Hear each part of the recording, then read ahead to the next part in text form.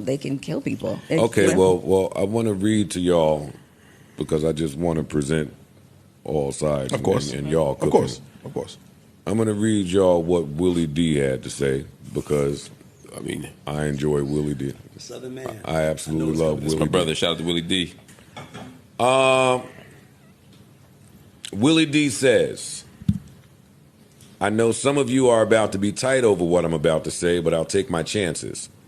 See, Willie D is braving the niggas already. He jumping out there, but that's why I fuck with him. Yeah.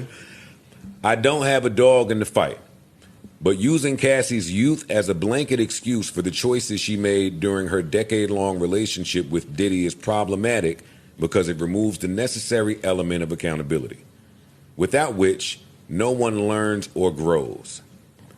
Diddy and Cassie is a cautionary tale for men who use their money and power to abuse others. On the flip side, it tells young women who will come after Cassie, no matter what you get yourself into and who gets hurt, as long as you are young, you won't be held accountable. By her own admission, she stayed not out of fear, but because she didn't want another woman to take her place. Cassie is not some helpless victim. She is a savvy home-wrecking opportunist who left Ryan Leslie for Diddy, knowing he was with Kim Porter, simply to upgrade her lifestyle, turning both Kim and Ryan into collateral damage. And let's not forget the kids. In court, she testified that she enjoyed the freak-offs, just not as often as Diddy did. She ultimately left him for the trainer he paid for, tried to blackmail him for $30 million, and when that failed, sued him and walked away with $20 million. Now that she's the prosecution star witness trying to bury him, yes, Diddy was abusive and should have been punished for it. But let's not pretend Cassie didn't cash in after every black... No, I don't feel comfortable saying that.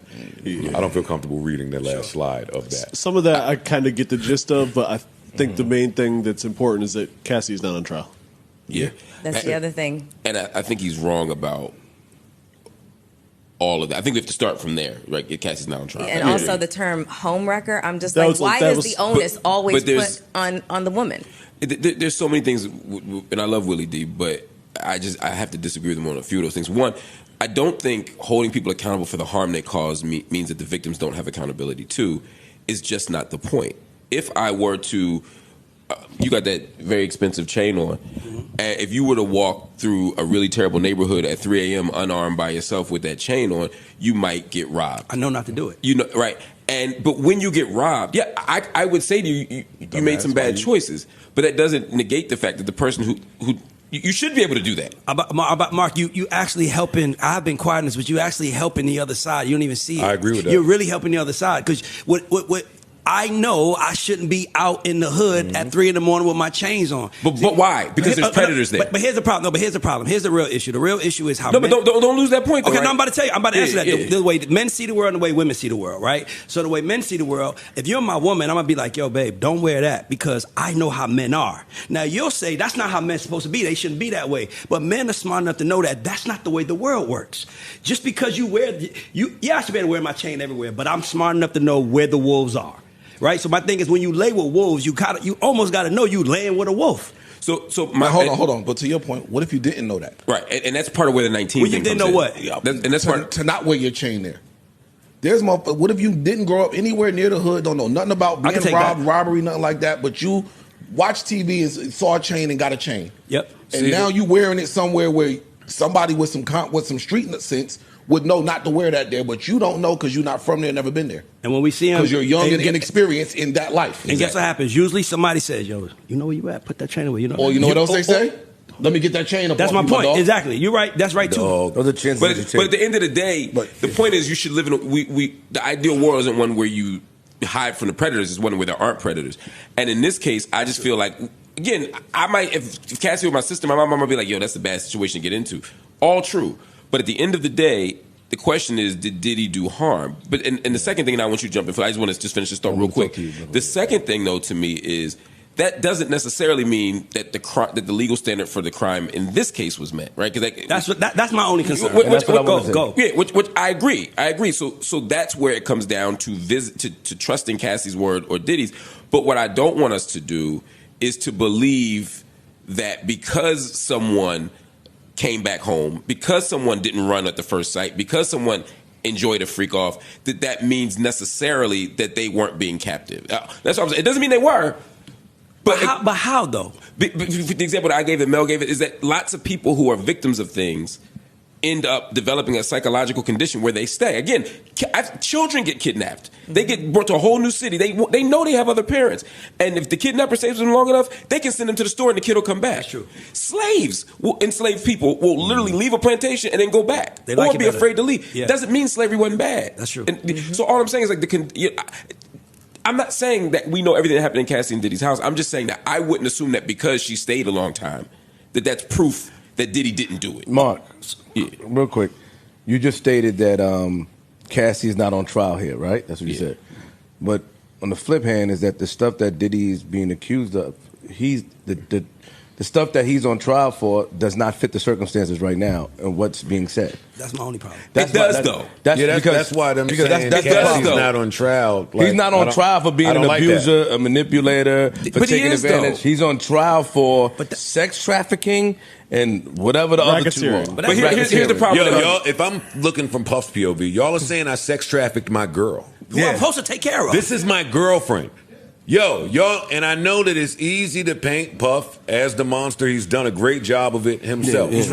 But nobody is that 100% of the time. Part of his manipulation and bullshit is the charm and all of that goes along with. So what do you do when Puff's attorney is saying there were times where he was fully functional on the drugs and you kept going?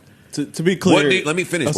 What do you do when the Puff's attorney is saying, hey, there were times when Puff was urging you that we can't freak off. You have a role that you have to get ready for. We can't do this. And you were the person that continued and urged this to go on. Like, it's not just the picture that y'all are painting. And again, it falls on which side you believe. Do you believe that he was sex trafficking Cassie? And again, I think that they're going to get him with the next few. I just don't think they did a great job with Cassie. For clarity, for my sake and for the listener's sake, isn't most of the sex trafficking not regarding her being sex trafficked, but the prostitutes and other people that were being brought in? She basically sets the stage because she was there and present for it, and also instructed having sex with them. and having sex with them, and instructed to quote unquote purchase them. Purchase their time. Right. All we're talking about is their sexual moments, and this is a RICO trial.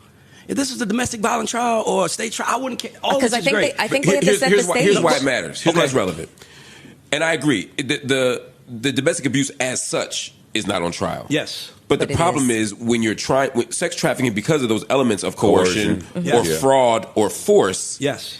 You need to establish. I have to establish how you're using force and how you're coercing somebody, and that's where saying, "Well, he's beating the shit out of me, and if I don't do it, he's going to beat the shit out of me again." When people get trafficked in other countries, that's often it's the fear that they take your green card or your documentation, but it's also the fear that they'll cut you or shoot you or beat you. So the fear of violence is a form of enforcement of sex trafficking, and so I think y'all are right in the implicit point y'all are making. And I agree with you, which is the prosecution is not just using it for that purpose, but they're trying to make the jury they want the jury to prosecute Puff for being a monster, not for the particular crime, but they do have a legitimate, and they're doing a great job at that. Yes, they're doing a great job at just this guy's a piece of shit. Convict him off that. That's what it really is. We shouldn't need anything more. That's true, but it just so happens that his piece of shit habits are relevant for the conversation. Mark, but what he's doing, he was supposed to do. Like, that's my woman. I'm going to put my girl's right there. I'm going to give her money, and we going to be. It's like, am I sex trafficking now? Like, if she's mad at me, that's where it reads. They talking in court.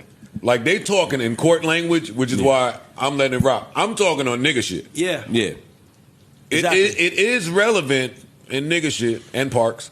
Exactly. It is relevant that she was with Ryan Leslie prior to ever meeting Dude. And y'all saying she's not on trial, but she kind of is. Because her behavior in the past is relevant to what happens with this man's future. Well, how so? Just say more. I'm not following. How so? They painting her as a fast little hussy. Got it. That's what you're saying. They paint her as somebody that maybe didn't have shit, didn't have no way of ever having shit. I see what you're saying. And saw a powerful man, was attracted to that, left the nigga she was with, deaded him, and went and signed up for all this shit, maybe not knowing what she was getting into. I don't want to sound like, I don't think she knew. But and I think that might be the actual story. I don't think so either. But I think what you just painted might be the story. She might have been like, "That's a lick." She might have got in there and said, "Fuck Kim." She might have got in all that shit, right? He did. He did a lot. The fake flyer. All fake of that event to take her away from him. So it don't necessarily mean that she slid again with Cudi. She was with Cudi and slid again. She slid every time he asked her to slide. Stop with this Cassie innocent shit. I can't. Me neither. I don't think she's all the way innocent in it. I also think she's a victim and he's going away and horrible things were done. But I think they both was on some shit. So let me ask you the question: If he's the one on trial and you believe that she's the victim and he's going away, why are we worried about how we painting her? Because I know because the niggas that was outside for a while don't look at that as artists to CEO. That's why. Because Cassie put her song out and nobody that had 2 cents in the music business thought Cassie's coming out with more music. She's the fire. Nobody thought that. And we've seen mad times. Carisha just fucking did it. Yep. What are we talking about? I know we in court, so cool. Yeah. But don't act like we don't know the bitches that see the CEO think I can get with him and I'm never doing music again. So wait, they make that trade all the time. I'm not talking about all the that. time, Joe. No, I understand. So question, because from what I remember, we can actually look it up. I feel like it's not like her debut album was a dud. You know what I'm saying? So in the way that you're saying that nobody had any expectations that she was going to have another album, I don't think that that's necessarily true. That girl was from the inside, Melissa. I think the other people may have. If you're in the music business, you got to understand. Her coming in, we all knew she was a Ryan Leslie creation. Ryan Leslie's girlfriend that he created, he produced everything, and then she left Ryan Leslie being his creation and becomes Puff creation because whatever it is, it might have been bigger. Okay. But the part that bothers me is that we don't acknowledge what really happens. What happens is that Puff brings, because we hate Puff so much, right? We hate him, right? I get that. But this was an employee of his, a trainer that he hired to train him and her, that takes her away. She writes a book basically saying, give me $20 million for this, $30 million for this and this. Nobody, and the personal trainer, white guy just walking around like he's harmless. Dog, Puff's not a great person. I can get that. But that don't mean he deserves everything worse and he's the only bad. This is not a Tyler Perry movie where he's only one bad guy. It's bad people in every scenario. He's the one the feds went and got and is on trial. And he's who they want. But my point is, and she's the author that got immunity. See, we don't never pay no money.